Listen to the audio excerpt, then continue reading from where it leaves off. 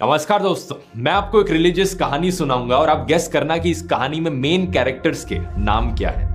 ये कहानी है एक ऐसे आदमी की जिसके नाम के आखिरी दो लेटर्स हैं ए और एम। इस आदमी की एक वाइफ थी जिसका नाम शुरू होता था एस से। इन दोनों हस्बैंड वाइफ को अपने शहर से बाहर निकाला जाता है और ये दूर दक्षिण की दिशा में ट्रैवल करते हैं। इनके साथ इस आदमी का एक रिलेटिव भी ट्रैवल कर रहा है जिसका नाम शुरू होता है एल से।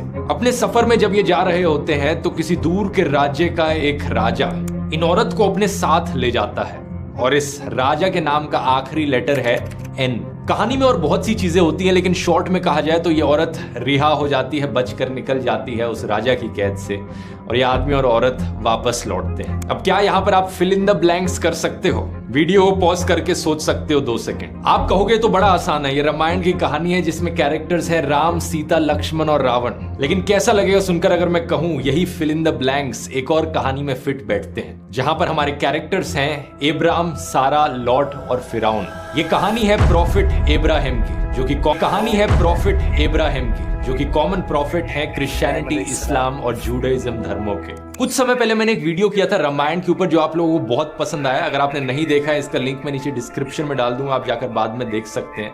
तो उसी रिलीजन सीरीज को आगे कंटिन्यू रखते हुए आज के एपिसोड में बात करते हैं प्रॉफिट इब्राहिम के बारे में। अब आप में से कुछ लोगों के मन में सवाल भी आया था कि भाई रिलीजन के ऊपर वीडियोस बनाने का क्या तुक बना, वो भी आज के जमाने में। इसमें मेरा मानना है दोस्तों, आज के जमाने को देखते हुए ही मुझे लगता है कि रिलीजन के ऊपर वीडियोस बनाना जरूरी है, क्योंकि रिलीजन आज के दिन एक ऐसी चीज बन गई है जिसे बहुत बुरी तरीके से एक्सप्लॉइट किया जा रहा है पॉलिटिशियंस और मीडिया के द्वारा लोगों में डर फैलाने के लिए। रिलीजन का ही इस्तेमाल करके लोगों में नफरत फैलाई जा रही है और मुझे लगता है वीडियोस उसे काउंटर करने का बहुत अच्छा काम करते हैं। जितना हम अलग अलग धर्मों के लोग एक दूसरे के रिलीजन्स के बारे में जानेंगे, सीखेंगे, उतना ही हम एक दूसरे से ज्यादा रिलेट कर पाएंगे, उतना ही प्यार और भाईचारा लोगों के बीच में बढ़ेगा। तो आइए शुरू करते हैं आज की कहानियां जो कि 3 धर्मों में कॉमन है।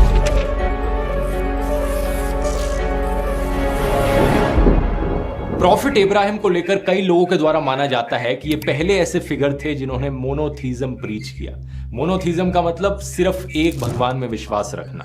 इसका ऑपोजिट शब्द है पॉलीथीज्म। पॉलीथीज्म का मतलब है कि आप मानते हो कि कई सारे भगवान होते हैं। मोनोथीस्ट कहते हैं कि सिर्फ एक भगवान है। ये जो 3 रिलीजन्स हैं क्रिश्चियनिटी, इस्लाम और जूडाइज्म, इन तीनों को इब्राहिमिक रिलीजन्स की कैटेगरी में डाला जाता है और ये इब्राहिमिक शब्द एक्चुअली में प्रॉफिट इब्राहिम से ही आता है। कई लोग मानते हैं कि प्रॉफिट इब्राहिम पहले प्रॉफिट थे, स्पेशली ज्यूज का ये मानना है। कई क्रिश्चियंस भी ये मानते हैं, लेकिन दूसरी तरफ कुछ क्रिश्चियंस कहते हैं कि इब्राहिम नहीं बल्कि इनाक पहले प्रॉफिट थे। जेनेसिस के चैप्टर 5 वर्स 22 में लिखा गया है कि Enoch walked with God for 300 years. Genesis actually में बाइबल की पहली किताब है। इनाक को कहा जाता है कि ये डिसेंडेंट थे एडम के और एडम को पहला ह्यूमन बीइंग माना जाता है इन तीनों धर्मों के लोगों के द्वारा। मुस्लिम्स का मानना है कि एडम तो पहले प्रॉफिट भी थे, तो इसलिए अपनी कहानी की शुरुआत पहले एडम और ईव की कहानी से ही करते हैं। एडम और ईव की कहानी का नाम जरूर आपने कहीं ना कहीं तो सुना ही होगा। एडम को आदम करके भी पुकारा जाता है और माना जाता है कि भगवान ने इन्हें मिट्टी से बनाया, भगवान ने इन्हें सांस दी और ये एक लिविंग बीइंग बन गए। वैसे पूरे वीडियो के दौरान मैं भगवान, गॉड और ईश्वर जैसे शब्दों का प्रयोग करूंगा, लेकिन इन सब का मतलब एक ही है क्योंकि यहाँ पर हम मोनोथीज्म की बात कर रहे हैं। शब्द कोई भी हो, एक ही भगवान को रेफर किया जा रहा है। साल 1500s में एक बड़े फेमस पेंटर रहते थे माइकल एंजेलो नाम से। इन्होंने ये बड़ी ऐतिहासिक पेंटिंग बनाई जो कि आज के दिन आपको वेटिकन सिटी के म्यूजियम में मिलेगी। इस पेंटिंग में दिखाना चाह रहे हैं कि कैसे भगवान ने एडम को क्रिएट किया। एडम को बनाने के बाद उन्हें गार्डन ऑफ ईडन में प्लेस कर दिया। इस गार्डन में 2 पेड़ लगे हुए थे। पहले पेड़ का नाम द ट्री ऑफ लाइफ और दूसरे पेड़ का नाम the tree of knowledge of good and evil. भगवान ने कहा कि जो खाना है खा लो, बस इस दूसरे पेड़ से कोई फल तोड़कर मत खाना, बस मेरी एक ही एक कंडीशन है। फिर भगवान ने सोचा कि ये एक आदमी अकेला बड़ा लोनली फील करेगा, कोई ना कोई हेल्पर जरूर होना चाहिए इसके साथ। तो इसके बाद फिर भगवान ने जमीन से जानवरों और चिड़ियों को बनाया, लेकिन कोई भी सूटेबल हेल्पर नहीं था। फिर भगवान ने एडम को सोने भेजा और जब वो सो रहा था तो उसकी बॉडी से एक हड्डी निकाली और उस हड्डी से एक औरत को बनाया। इस औरत का नाम एडम ने ईव रखा। ईव को एवा भी बुलाया जाता है जिसका मतलब लाइफ होता है। एक दिन क्या होता है कि एक सांप आकर ईव को बहकाने की कोशिश करता है कि ये फॉरबिडन फ्रूट को खा लो। ये जो पेड़ है जिसको लेकर भगवान ने कहा है कि इसका कोई फल नहीं खाना, इसे खा लोगे तो तुम्हारी आंखें खुल जाएंगी, तुम बिल्कुल भगवान जैसे हो जाओगे। तो बहकावे में आकर ईव उस फल को खा लेती है और अपने पति एडम को भी खिला देती है। और जब भगवान को ये चीज पता चलती है तो उन्हें बहुत गुस्सा आता है। गुस्से में वो उन्हें श्राप देते हैं। सांप को कर्स किया जाता है कि वो अपनी पूरी जिंदगी अब अपने पेट के बल ही क्रॉल करते रहेगा और धूल मिट्टी खाएगा अपनी पूरी जिंदगी। औरत को श्राप दिया जाता है कि उसे बच्चे पैदा करने होंगे और बच्चे पैदा करते वक्त बहुत भारी लेबर पेन्स होंगे, दर्द होगा। और एडम को श्राप दिया जाता है कि पूरी जिंदगी उसे काम करते रहना पड़ेगा, हार्ड वर्क करना पड़ेगा खाना खाने के लिए। और इसी के साथ साथ गार्डन ऑफ ईडन से एडम और ईव दोनों को बाहर निकाल फेंका जाता है और वो अपनी बाकी की जिंदगी धरती पर जाकर बिताते हैं। बड़ी ही इंटरेस्टिंग कहानी है। इसे ढेरों बार रेफर किया गया है पॉप कल्चर में, फिल्मों में। एक फिल्म जो मैंने देखी थी नोइंग नाम से, 2009 की साइंस फिक्शन फिल्म है। इस फिल्म के एंड में एडम और ईव को दर्शाया जाता है। लेकिन हम अपनी कहानी में आगे बढ़े तो कई हजारों सालों बाद इंसानों की पॉपुलेशन बढ़ती है धरती पर और भगवान देखने लगते हैं इंसानों को। और भगवान को देखकर लगता है कि ये इंसान बड़े ही दुष्ट बन गए हैं, बुरे बनते जा रहे हैं। भगवान को रिग्रेट फील होने लगता है, यार क्यों बनाया मैंने इन इंसानों को, ये तो ऐसे निकले। वो डिसाइड करते हैं कि वो पूरी धरती को वाइप आउट कर देंगे।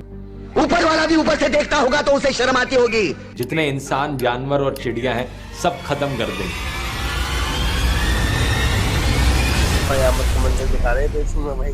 लेकिन इसी बीच एक अच्छा इंसान होता है नोआ नाम से। क्रिश्चियंस इन्हें नोआ करके पुकारते हैं और मुस्लिम्स इन्हें नू बुलाते हैं। तो भगवान की आंखों में नोआ एक बहुत अच्छा इंसान था, इसलिए भगवान ने सोची कि मैं बता देता हूं कि मैं क्या करने जा रहा हूं। इन्होंने नोआ को बोला कि देखो मैं एक बहुत बड़ी बाढ़ लाने वाला हूं धरती पर, एक ग्रेट फ्लड आएगा, सब कुछ खत्म हो जाएगा, लेकिन तुम्हें एक बड़ी सी बोट बना लेनी चाहिए। इस बोट पर तुम खुद बैठना, अपनी वाइफ को बिठाना, अपने 3 बेटे हैं उनकी वाइफ्स को साथ में ले चलना, और इसके अलावा जो भी लिविंग ऑर्गेनिज्म है उस हर एक लिविंग ऑर्गेनिज्म का एक मेल और एक फीमेल इस बोट पर अपने साथ रखना। और ऑब्वियसली सफिशिएंट खाना भी अपने साथ लेकर जाना ताकि सब जिंदा बचे रह सके। तो भगवान नोआ का इंतजार करते हैं इस बोट को बनाने का, और जब ये हो जाती है पूरी तो पूरी धरती पर बाढ़ आ जाती है। लगातार 40 दिन और 40 रातों तक बारिश होती रहती है। सब कुछ पानी के अंदर डूब जाता है धरती पर 150 दिन तक। लेकिन नोआ की जो बोट थी, नोआज आर्क, ये पानी पर तैरती है और इसमें बचे लोग जिंदा रहते हैं।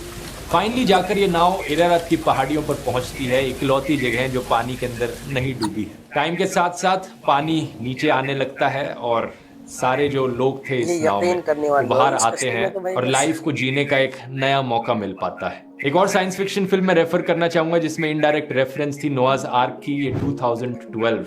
इस फिल्म के एंड में सब कुछ पानी के अंदर डूब जाता है, लेकिन कुछ नाव बनाई जाती हैं जहां पर बचे हुए इंसान जिंदा बच पाते हैं। अगर आप नोटिस करोगे हॉलीवुड की कई फिल्मों में ऐसी ही कहानी के कुछ हिस्से हैं जो रिलीजियस स्क्रिप्चर्स की कहानियों से इंस्पायर्ड है। कई तो बड़ी डायरेक्ट फिल्में हैं, जैसे कि नोआ फिल्म जो बनाई गई है वो पूरी की पूरी इस कहानी पर ही बेस्ड है। लेकिन हमारी कहानी में नोआ अब भगवान को ऑफरिंग करते हैं। भगवान से प्रॉमिस करवाई जाती है कि वो दोबारा से कभी भी इस तरीके से लाइफ को डिस्ट्रॉय नहीं करेंगे। अब इंटरेस्टिंग चीज ये है कि हिंदुइज्म में भी हमें एक बहुत सिमिलर कहानी देखने को मिलती है, राजा मनु की कहानी। एक छोटी सी मछली राजा मनु से प्रोटेक्शन मांगती है और जब राजा उन्हें बचाते हैं वो मछली बड़ी होती रहती है। पुराणास के अकॉर्डिंग ये मछली एक्चुअली में मत्स्य थी, भगवान विष्णु का अवतार। ये मछली राजा मनु से कहती है कि एक बहुत बड़ी बाढ़ आने वाली है, सब खत्म हो जाएगा, एक बोट बना लो बचने के लिए। तो राजा मनु एक बहुत बड़ी बोट बनाते हैं जिसमें कई लिविंग क्रीचर्स, प्लांट्स और सप्तऋषि को रखा जाता है।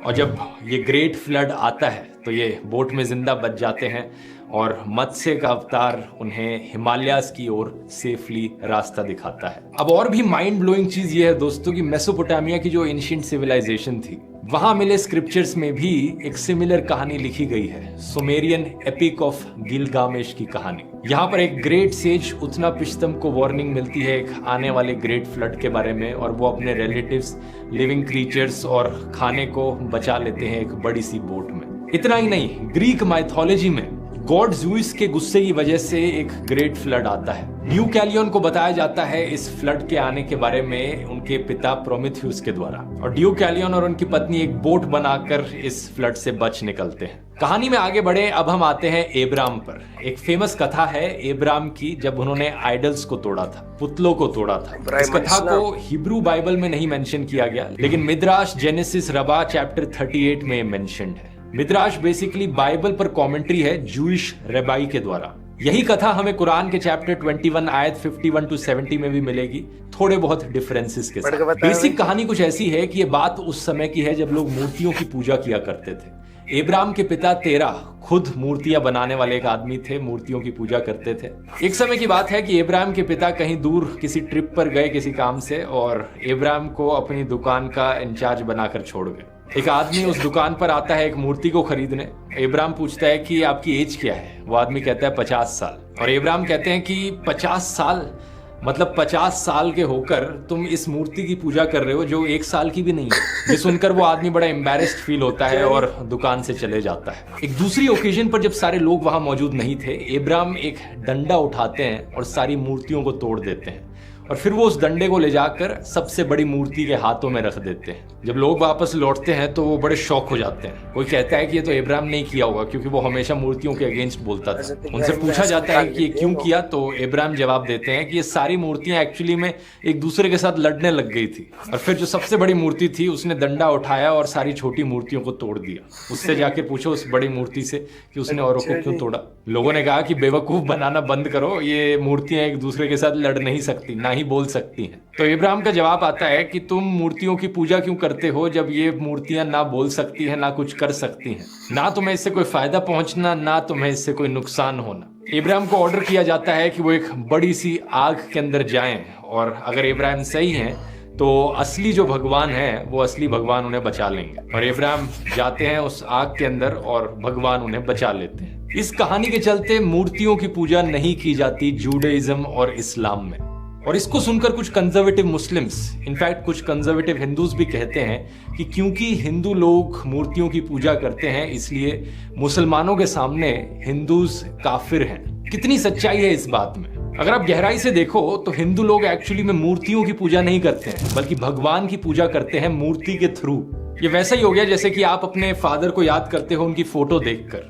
फोटो के जरिए आप अपने पिता को याद कर रहे हो और उनको प्यार जता रहे हो, लेकिन इसका मतलब ये नहीं कि आप एक्चुअल पिता को भूलकर सिर्फ इस फिजिकल फोटो को ही प्यार जताने लग जाओ और याद करने लग जाओ। सिमिलरली हर हिंदू जानता है कि यहाँ पर मूर्ति के जरिए भगवान की पूजा करी जा रही है, एक्चुअली में उस फिजिकल मूर्ति की पूजा नहीं करी जा रही है। इस चीज का एक अच्छा जवाब आचार्य प्रशांत जी ने दिया था जब मैंने उनके साथ बात करी थी। मूर्ति जो है वो एक सफल प्रयोग रहा है। मूर्ति अमूर्त तक जाने का एक अच्छा साधन रही है। और जब मूर्ति पूजा की जाती है तो उसमें कभी नहीं कह दिया जाता कि मूर्ति सत्य है।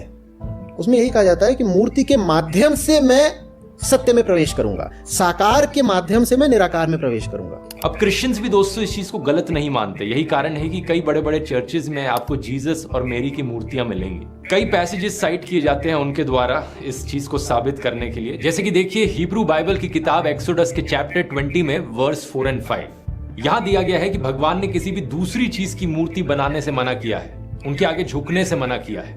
नोट करने वाली बात यह है कि भगवान की मूर्ति नहीं, किसी दूसरी चीज की मूर्ति के आगे झुकने से मना किया है। अब 5 चैप्टर आगे चलिए, चैप्टर 25 वर्स 17 to 22 में लिखा गया है, भगवान प्रॉफिट मोसेस को खुद कमांड करते हैं कि एक प्योर गोल्ड की मर्सी सीट बनाए, उनके दोनों तरफ चेरब की मूर्ति बनाए। भगवान कहते हैं कि वो मोसेस से बात करेंगे इन स्टैचूज के बीच में से। ये इकलौता एग्जाम्पल नहीं है। एक और किताब Hebrew Bible Ezekiel chapter 41 verse 25 temple of Jerusalem का डिस्क्रिप्शन पढ़िए। दरवाजों और दीवारों पर चेरब की और पाम ट्रीज की कार्विंग थी। तो देखकर ऐसा लगता नहीं है कि भगवान को कोई प्रॉब्लम है कि हम उनकी फोटोज यूज करें या उनकी मूर्तियां बनाएं, एज लॉन्ग एज उन चीजों का हम इस्तेमाल करें भगवान को वर्शिप करने के लिए, उन मूर्तियां या फोटोज को वर्शिप करने के लिए नहीं। कुरान आयत 448 को अक्सर कोट किया जाता है कि ये वो कोट है जो दिखाता है कि कैसे कुरान बिल्कुल ही मूर्तियों के अगेंस्ट है। यहाँ भी हम देखते हैं कि do not associate partners with God, यानी भगवान के अलावा किसी और के भक्त मत बनो, किसी और की पूजा मत करो। यही सेंटिमेंट कुरान चैप्टर 31 आयत 13 में दिखता है कि केवल भगवान की पूजा करो। तो ये कहना कि सारे मुस्लिम्स सारे नॉन मुस्लिम्स को काफिर मानते हैं, ये एक बहुत ही गलत नोशन है। जो लोग नफरत फैलाना चाहते हैं उन लोगों के द्वारा ऐसी चीजें फैलाई जाती हैं। इस्लाम शब्द का मतलब ही होता है सबमिशन बिफोर द गॉड, भगवान के सामने झुकना, और मुस्लिम शब्द का मतलब होता है जो इंसान भगवान के सामने झुकता है। इसलिए एक लिबरल मुस्लिम के पर्सपेक्टिव से कोई भी इंसान जो किसी भी धर्म में मानता है वो एक मुस्लिम है। क्योंकि अपने धर्म में उसने भगवान को जो भी नाम दिया है वो उस भगवान की पूजा कर रहा है और भगवान के सामने झुक रहा है। और ये मेरा कोई पर्सनल ओपिनियन नहीं है, एक्चुअली में ऐसा है। उस समय में भी अरेबिया में बहुत से और धर्म हुआ करते थे। अगर आप कुरान चैप्टर 2 वर्स 62 देखोगे तो उसमें ज्यूज, क्रिश्चियंस और साबियंस को काउंट किया गया है अमंग द बिलीवर्स कि ये वो लोग हैं जो भगवान में विश्वास रखते हैं। इसमें मेंशन किया गया है लड़ाई के बारे में, लड़ाई उन लोगों से जो सिर्फ एक मूर्ति को भगवान मानते हैं। करीब 600 एडी के अराउंड एक ट्राइब होती थी कुराइश ट्राइब नाम से। ये आज के दिन के सऊदी अरेबिया के रीजन में रहती थी। इनका मानना था कि इनका सेंट्रल भगवान हुबल है, जो एक्चुअली में एक मूर्ति है जो पत्थर से बनी है और जिसका राइट हैंड टूटा हुआ था। कुराइश ट्राइब ने इसके राइट हैंड को एक गोल्डन हैंड से रिप्लेस कर दिया था, सोने के बने हाथ से। अब इस मूर्ति को एक्चुअली में तोड़ा जाता है प्रॉफिट मोहम्मद के द्वारा साल 630 एडी में। अब यहाँ पर माइथोलॉजिकल कहानियों को और एक्चुअल हिस्ट्री को कंफ्यूज मत करना एक दूसरे से। अभी जो बताई मैंने वो एक्चुअल प्रूवन हिस्ट्री है और उससे पहले जो कहानियां थी वो माइथोलॉजिकल कहानियां थी, बिब्लिकल कहानियां थी। अगर हम एंशिएंट इजिप्शियंस की भी बात करें तो वो एक्चुअली में पूजा करते थे जैकल गॉड्स की, जैसे कि अनुबिस और वेपवावेट। और पत्थर की मूर्तियों के अलावा कुरान में मेंशन किया गया है एक और तरीके के आइडल वर्शिप का, किसी चीज को आइडलाइज करना। जैसे कि chapter 18 verse 32 to verse 46 warning दी गई है, अपनी प्रॉपर्टी या अपनी वेल्थ को मत आइडलाइज करो, अपनी दौलत की कभी मत पूजा करना। चैप्टर 25 में यह भी कहा गया है कि लोग अक्सर अपनी डिजायर, अपनी ईगो को ही भगवान बना देते हैं। इस लड़के ने सारी जो बात है वो सारी बातें एकदम सही बात बताई है, लेकिन कुछ बातें उनसे अलग है, उनसे डिफरेंट है। क्योंकि ये बता रहे हैं शॉर्टकट में, अगर ये पूरा खुलासा करे तो सारी बात इनकी सही निकलेगी। क्योंकि इन्होंने भी कहीं से इसको पढ़ा होगा, क्योंकि ये ऊपर ऊपर से तो फेंक नहीं रहे, इन्होंने जब जाना है जब ये बोल रहे हैं। तो मैं सिर्फ इतना कहूँगा, इस वीडियो के अंदर जो आपने देखा है उसको आप, अगर आपका दिल नहीं मानता तो आप एक काम करें कि किसी मौलाना का बयान सुन लें या फिर किसी से और तहकीकात कर ले, कोई मौलवी से। लेकिन मैं तो इतना कहूँगा कि खेत यार ऐसी वीडियो से देखने से फ़ायदा कुछ नहीं होएगा, तो किसी मौलवी मुफ्ती से इन बारे में तहकीकात करें। अगर आप खुद कहे तो मैं भी इनके बारे में कुछ बताऊँगा। अगर आपका कमेंट आए, किसी का जवाब आए, किसी का सवाल आए, कोई पूछे कि भाई इसके बारे में बताइए कि इसके अंदर इन्होंने ये गलत किया, ये गलत बोला, लेकिन मुझे भी कुछ बात इनकी अलग लगी, लेकिन इन्होंने शॉर्टकट में सारी बात बताई है। इस वजह से थोड़ी सी हमारे दिमाग को कंफ्यूज करती है ये बातें कि यार इन्होंने ये सब क्यों बोल दिया, ऐसे क्यों बोल दिया। इन्होंने हाँ कुछ बातें गलत बताई। अब मैं वीडियो को पीछे तो नहीं कर सकता, खैर बहुत मेहनत लगती है एडिट करने में। तो बस मैं इतना ही कहूँगा, अगर कोई बात गलत होती तो वीडियो के बीच में टोक देता इनको। तो खैर मैं भी वीडियो में पूरा बना रहा, चलता रहा, ये आधी वीडियो खत्म कर दी थी ना, क्योंकि वीडियो तो बहुत लंबी होगी लेकिन वक्त नहीं है मेरे पास। तो ठीक है, हम आपसे मिलते हैं अगली वीडियो में, तब तक के लिए आप हाफिज़।